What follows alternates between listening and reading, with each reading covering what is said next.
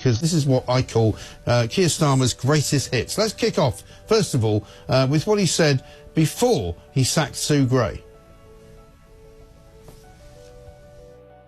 And just on Sue Gray, on her position, casement has apparently been causing divisions. Can you offer some clarity on that? Yeah, that's complete nonsense. Nonsense. Absolutely no divisions being caused by Sue Gray. Why have you fired her then? I can't say. Let's move on, because surely he's got something more to say about cronyism. We will restore standards in public life with a total crackdown on cronyism. Seriously, if politicians think they can carry on like this on my watch, they can forget it.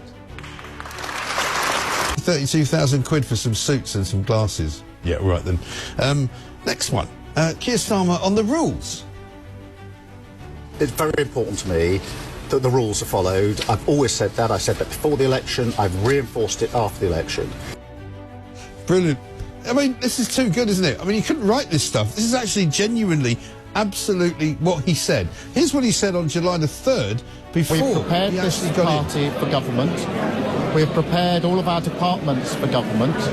If we are privileged to come in to serve our country, it will be public service for me, as it always has been, not self-entitlement. Public service, not self-entitlement. Really? We'll be the judge of that. And finally, the pièce de résistance. On a very, very serious matter, I'm afraid, he managed to make this blunder. So I call again for restraint and de-escalation at the border between Lebanon and Israel. Again, all parties to pull back from the brink. I call again for an immediate ceasefire in Gaza, the return of the sausages, the hostages. I just can't explain that. I mean, I've been talking to people all week about this, and nobody can explain how you mistake the word hostages for sausages. I mean, it's got so bad. I was out last night having some dinner, and they served up a rather nice pasta with some Tuscan sausage in it, and we were all talking about, you know, pasta with hostages. That's what we do. Benedict Spencer's here. Very good morning to you, Benedict. Good morning, Mike. How are you? I'm very well. I mean, it's hard to keep a straight face watching all that.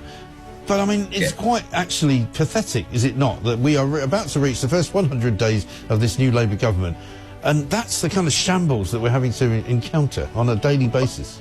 Well, not only 100 days of the new Labour government, but as we were so reliably informed, 100 days of the grown-ups being back in charge. And honestly, it has been... it is delicious, actually, in many ways, that so many people, the day after that election, said, don't worry, everything's going to be fine. We've got a sensible government full of people who are serious on policy and have your best interests at heart.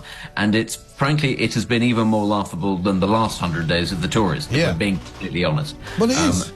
And that's the bit that staggers me so much, that the barefaced lies that we're showing, some of those clips that we're showing, where he's clearly demented, isn't he? I mean, when he says this is not going to be a government of self-entitlement, this is going to be a government of integrity, this is going to be a government of service. I mean, who does he think he's kidding?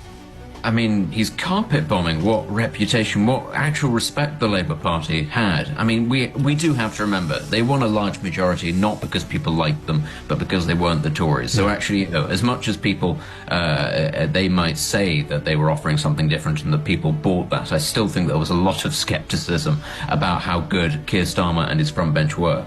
But yeah, they've taken it that I didn't really think were possible in terms of, you know, the gifts and the freebies and the double standards and the two-facedness and even the explanations. You know, people like Angela Rayner coming out in the midst of all of this going, well, everybody does this, it's perfectly fine. You know, basically setting out the stall as, well, the Tories were bad and they got away with it, so we can do the same. As if that's how this works, as if that's how popularity works, as if that's how legitimacy works, and as if her Prime Minister then doesn't very regularly go on television saying, we will do the exact opposite of all these things that it turns out we're still doing. Well, this is the problem, you know, because no matter how much he might want it all to go away, he seems to be forgetting that, unfortunately, the media in this country are still relatively free until he shuts it all down and manages to sort of stop us all from saying things that he doesn't like. But, you know, this whole, you know, Sleazegate, you know, Trousergate, Wahi being investigated by the House of Lords, now being looked at by the police, you know, in case Keir